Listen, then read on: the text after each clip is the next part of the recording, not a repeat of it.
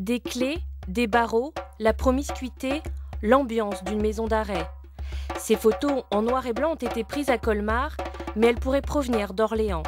Ces vieilles prisons, Guillaume de Clermont les connaît bien.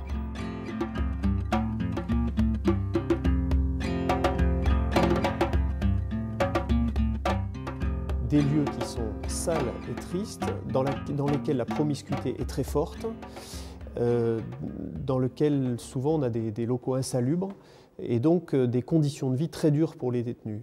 Mais en même temps, dans ces prisons, il y a du lien social. Et c'est toute la question qu'on a aujourd'hui par rapport aux nouvelles prisons qu'on construit, c'est de savoir si on ne perd pas en qualité de lien social. Et qu'est-ce qui est le plus important finalement pour permettre à un détenu de se réinsérer, de préparer la suite. À côté des photos, on trouve également des billets où on peut lire des témoignages de détenus. Me voilà en prison enfermé, presque heureux d'être enfin entouré d'un personnel à mes côtés pour enfin m'aider à me libérer d'une chaîne qui m'a accroché et dont je n'arrive plus à me séparer. Mais quelle terrible désillusion quand j'ai compris qu'en prison, être privé de liberté n'était pas la seule chose annoncée et qu'en réalité, m'aider à sortir de ce fléau était le dernier des soucis de notre société.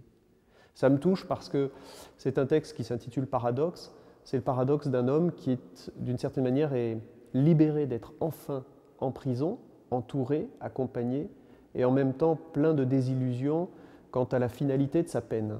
Est-ce que la société attend que cet homme soit préparé à en ressortir ?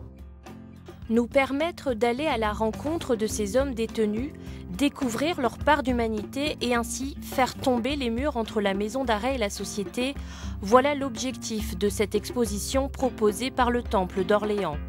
Ouvert au public tous les samedis après-midi, l'expo est visible jusqu'au 12 avril.